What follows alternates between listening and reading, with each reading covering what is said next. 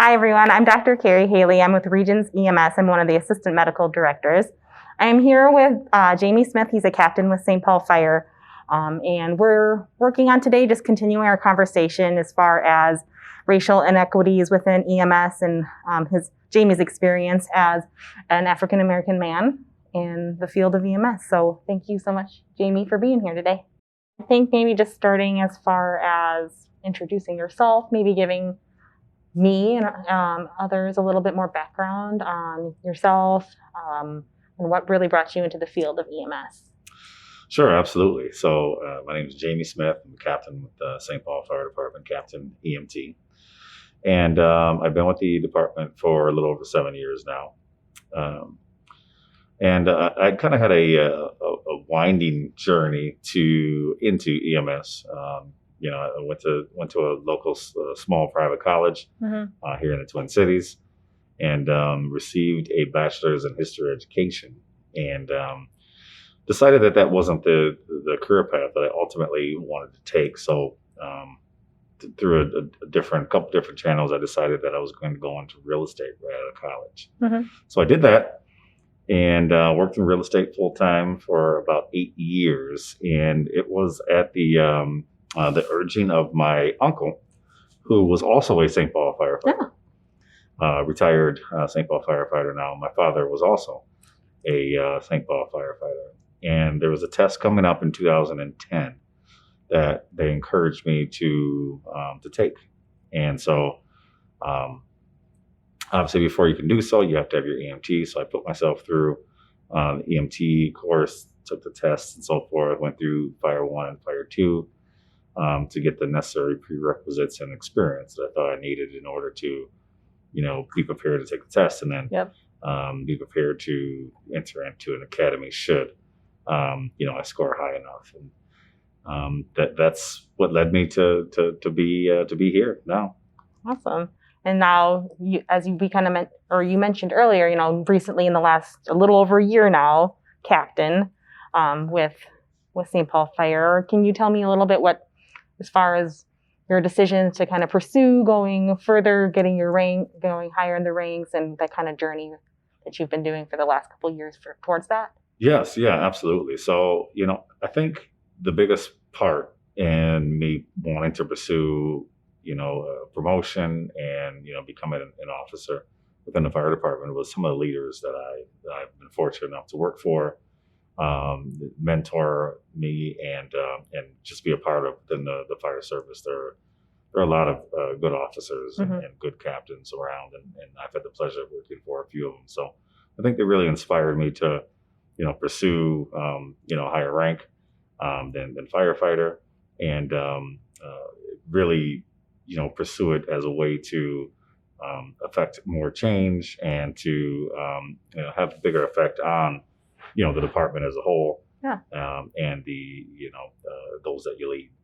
Yeah. So do you feel that as a non-white member of St. Paul Fire and going through all of that, was there any hardships or any difficulties that you felt that maybe your fellow firefighters who are not a minority may not have had those same challenges?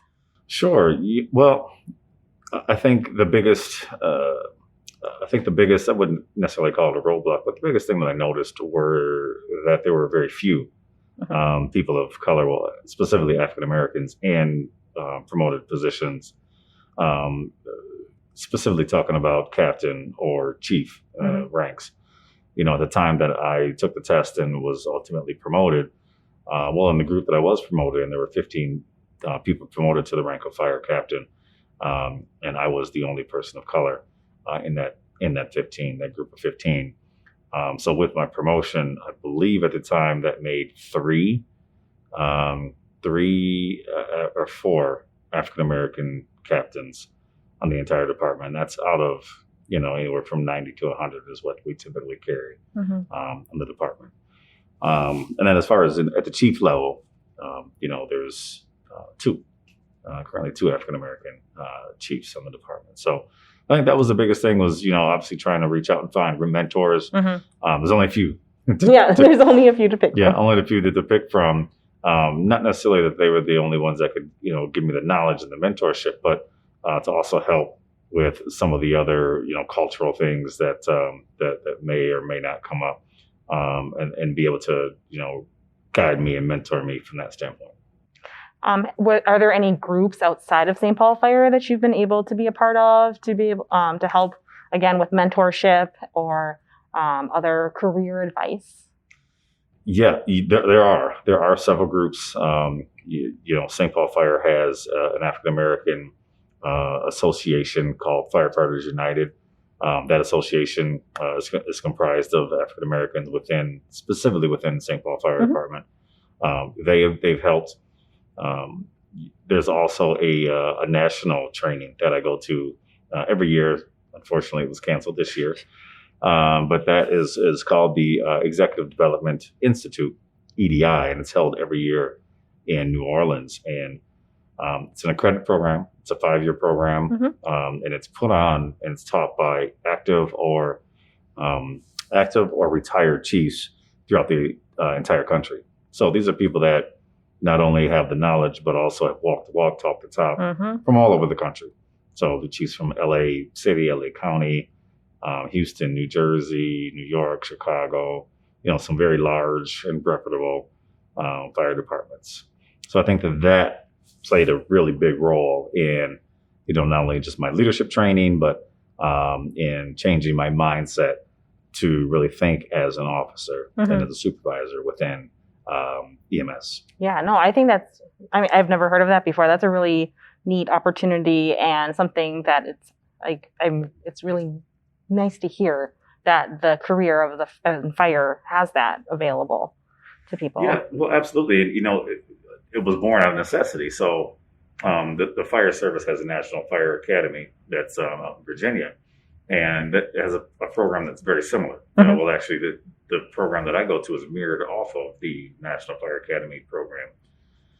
The issue was happening because African Americans weren't being chosen or allowed to go, by and large, to this program. So an African American chief out of Oklahoma City named Dr. Carl Holmes started this program specifically for African Americans because they weren't getting the opportunity to go to the National Fire Academy, like I said, by and large.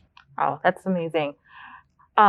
Thinking too, you mentioned that both your father and your uncle were part of St. Paul Fire. Do you feel, or have you felt that there's been change from knowing their stories and what they experienced within the department, changes that have been made, progress that has been made now that you are within the department and as an officer within the department?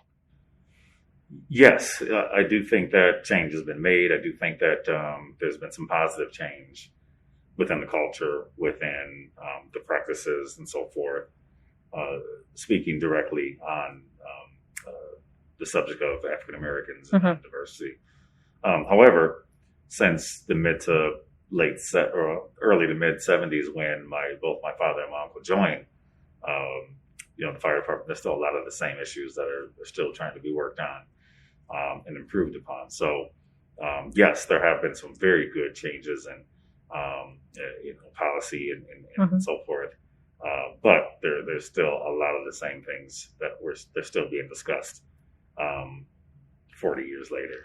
Yeah, and I feel, unfortunately, that is the same case in almost every sort of industry or any sort of practice within, not just fire. It's the same thing with medicine and business. It's the same conversations that have been small progress, but not quite getting to that turning point yet. Do you feel there's things, I know, mainly fire with being a firefighter, but also then on your EMT side and your interactions with your medical directors and what things that side of the leadership can do to help promote African Americans in particular within the field of EMS and then within the field of firefighting?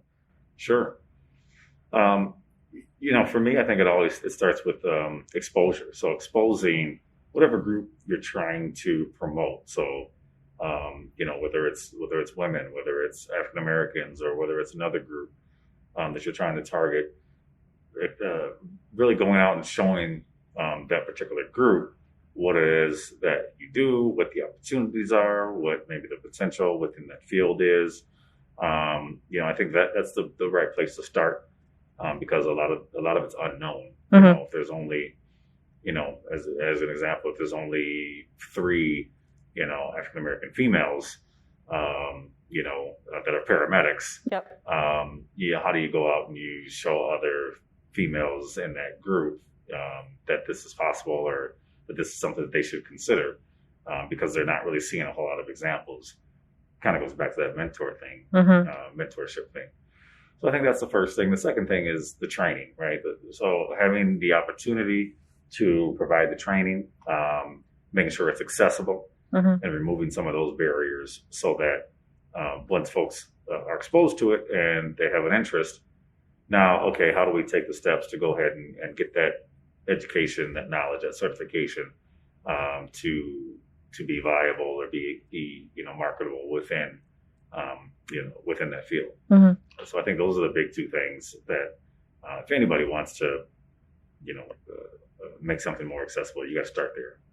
Yeah, I feel like a lot from our initial conversation within the large group, and now kind of talking a little bit more with you here, it seems like a large part that maybe we aren't doing as good a job on, and that we can really work towards, is that outreach portion of being the medical director, or within the leadership, to just get out there, to actually beyond just coming to the scene that we do occasionally, but actually being within the community that we are serving, and being able to be present and visible and accessible, is one of the big things that I feel like I've really taken from our conversations. Yeah, and it's tough. Obviously, I'm sure, medical director role carries a lot of things that, we don't know about or we don't see. But with that said, I do think that, again, just the exposure would help, reaching out, having that intentional reach out. I think that's the biggest thing. And that kind of sums up the first part of that answer, right? With how do you get there? How do you make these improvements? It has to be intentional. Talking about it, saying that's what you want to do, having it as a goal on a piece of paper, on a spreadsheet, is one thing, and that's a great start. But if you're ever going to move the needle, you have to have some intentional things in place in order to make the change that you want happen. Yeah. So kind of switching gears, you and I were talking a little bit before we started here. I know, talking about you getting a new leadership role, doing all of those things where you need to take the tests and jump through the hoops that we all need to do in order to get where we want to go. We were talking a little bit about the term code switching, which really, in the way I was reading about it, is something that either within the African American community, or even other minorities, other people who feel the need that maybe they need to change their style, the way they talk, the way they interact, to make the white person more comfortable, is really how they were describing it. Do you feel that you've had experience with that within moving up the ranks within your career, or if this is something that you haven't really necessarily experienced as much? I just would, hear a little bit more about your path with that. Yeah, no, absolutely. It is a real thing. I don't want to speak for everybody, but coming into specifically into the fire culture, it's unlike any other job that I've ever had, for sure, where you can come, do your 9 to 5, you sit at your desk, or you do your work, work at your workstation. You might have some light banter between colleagues, but usually it's very surface level, and you go home. Versus, in the fire service, you're there for 24 hours. Yep. So things get a little bit more personal, a little bit more deep. You get, in the further conversations, and you get into living situations as well, where you're eating, you're cooking. You have downtime. If the day or the city allows that on that particular day, you have training. So there's a lot more things that you're doing to interact with one another. And so I think what you're alluding to is, just cultural differences. So, if I come into a station and any given station can have, 8 to, 12 people in it. And so you're coming in, and if I'm one of the 8, so there's 7 other folks there, and, by and large, they come from, a white American background and culture. And I come in from a different culture, then, there's a pull for me as, the one kind of person who's different to try to fit in and assimilate, right? By and large, they're not going to come, my way. I have to go to their way to try to fit in with, conversations and, what movies are we going to watch, or what music are we going to listen to, or, maybe experiences that they've had, and so forth. So it is a very real thing. It is a little harder to articulate, but I think that's the best way to when you come into a group and your experiences are, have been totally different from a cultural standpoint than everybody else in the group. As human beings, we all want to fit in, right? And especially these are our coworkers, and maybe you're coming in as a new person to the station, to the fire service, so forth. So you very much want to be accepted, by your coworkers, right? You want to fit in. Yes, absolutely. Everyone feels that way. Great. Does it ever take a toll for you? Does it ever weigh on you more? Like, you get after, even if the shift wasn't that busy, but you were kind of needing to feel that assimilation for that 24 hours that you're on. Does it ever take a toll when you go home then, or you have to kind of just take a mental break from it? Yes, actually, I have felt that way. Because it is another source of mental engagement, that I guess, speaking for myself, that I would have to engage. I can't just be myself and talk about the things that I would normally talk about at home, or have the same perspectives, or even conduct myself the same way that I normally would, even in another professional setting. So, at the end of the day, depending on, the crowd, or depending on, who else is around, and how far ingrained into that, kind of white American society, or the way that they act and conduct themselves, it can be mentally tiring, on top of the other things that we have to do in fire and EMS service. Yeah, because one of the big messages I feel that has really brought to light for me, as far as after the George Floyd murder, and learning more and more about racial inequities and everything, is really learning more about how, I like the statement that people have made, like, well, you can do all these things are hard for me, but we've never had to do it while Black. We've never had, there is hardships within EMS. Everyone experiences them.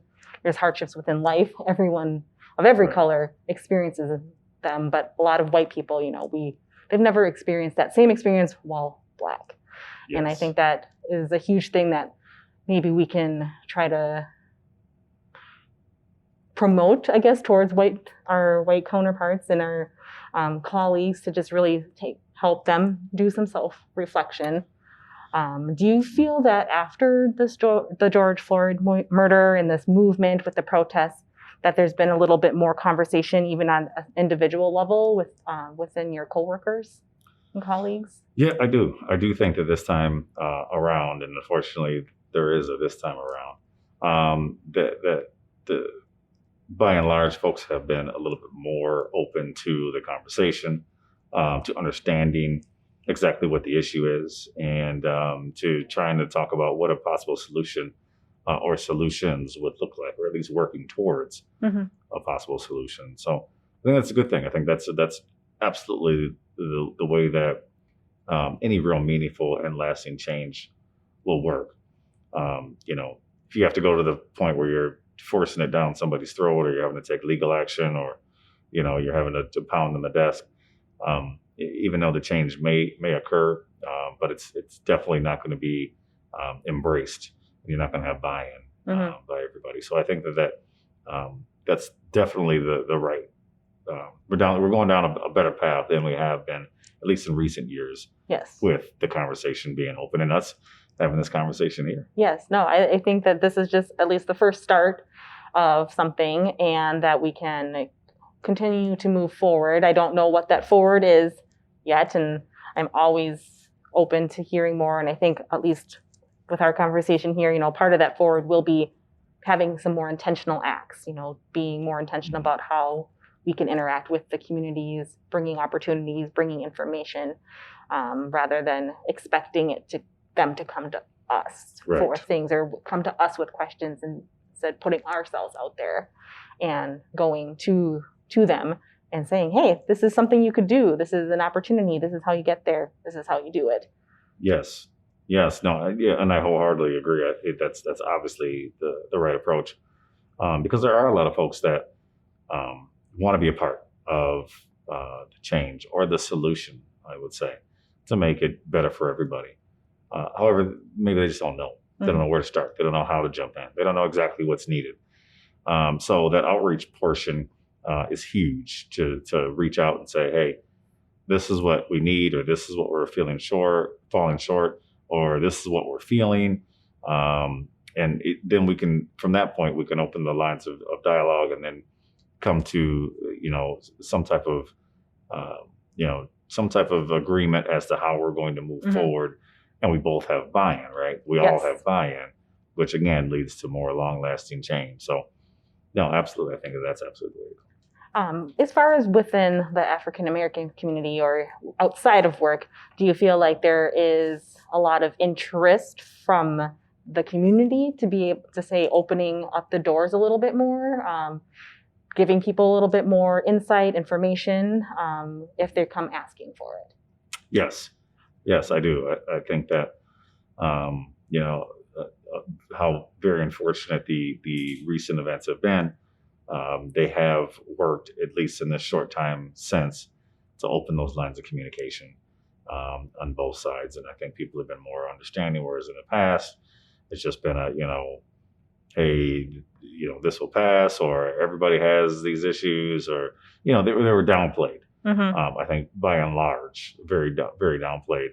But I think this time, people are seeing the seriousness and the gravity of what's going on, how serious it is, and the fact that something needs to be done better, and that we can do better. Yes. No, I think, everything is moving in the right direction, and that we just need to continue to push for it, because it's not going to move without a little bit of constant pressure. As we stopping the bleed, you just got to do the constant pressure. I feel like that's kind of something we need to just keep our pulse on and keep the pressure going. No, and I think that the biggest thing that I try to just remind folks is America is a melting pot, right? This nation is a nation of immigrants, and we're at our best when we all learn how to work together and make it good for all of us. Because this isn't one of those countries where it's one group of people has all the power and all the money, and everybody else just falls in line. We're not that country. So the faster we can get to everybody buying in to the notion that we all will do better when we all do better, and when it's a good place for all of us, for all Americans, then I think it'll just be a better environment. Yeah, no, I 100% agree, and I think that's 100% spot on. I think, I don't really have any specific other questions here today. I don't know if you have any other kind of last closing thoughts about your experiences, or things that you really want people to know, particularly in relation to your position within St. Paul Fire, or position in life being a pre-hospital provider of care. How, what the next things would be? Well, yeah, I do think that diversity within EMS is good, and I think it's imperative to continue to have the trust of the public. I think by and large EMS has had that, um, and it's been earned through years of hard work and good service. But specifically when it gets to race and the conversation that we're having today, that only the diversity only helps to serve, and have that buy-in and trust from the community that we serve. I've been on several calls where I've had folks that maybe speak the language of a non-English speaking resident. And then I've been on the other side where I haven't had that. And I can tell you things go 10 times better when, the patient sees somebody that they can, identify with in those instances. And whether it go for, whether it's race, whether it's male or female, I think having that diversity within the service providers really helps when we show up at somebody's door or on scene in that particular instance. And also it brings different perspectives, as service providers. My background and experiences might help to provide better service to Absolutely. this person. It might not even, really come down to skill. It might just come down to bedside manner, which is huge. Especially when you're walking into somebody's home, how to conduct yourself in that setting. So I just think it's imperative all the way around. It'll make it better for all of us. And I think the last thing is my role as president of Firefighters United. What I aim to do and what we aim to do as an organization is just to make sure that all the steps that we make and all the partnerships that we make provide intentional and lasting change for the betterment of African Americans within the department and within EMS in the department. So if we want to recruit more, then we've got to be intentional. There need to be intentional resources there, an intentional plan. Who are we going after? And then commit to it. If we want to promote more African Americans, if we want to make more African Americans paramedics, then how do we do that? Well, we identify them. We have some resources available. We provide a clear path for that training, that certificate to make that happen. So it's possible. It's absolutely possible. We just need to make sure that we identify what our goal is and then have an intentional plan set forth to make it happen. Yeah, I like your emphasis with the intentional acts, because that's really what it is. It's not the glossy, maybe we'll do this hodgepodge type thing. It's being very intentional about what we say, what we do, and how we can interact with others and the communities that we serve. Absolutely. Well, thank you again for joining me here, Jamie. I think I have some great ideas from you here, some great knowledge that I've taken in, and that hopefully that we can continue to work together, think about ways that we can help each other really make a difference within our field of EMS, as both on the medical direction side, on the firefighter side, on the officer side, how we can all work together and be intentional about what we're doing. Yes, absolutely. Thanks again for having me. It's been a pleasure speaking with you and continuing and being involved in this conversation. I'm looking forward to the next step.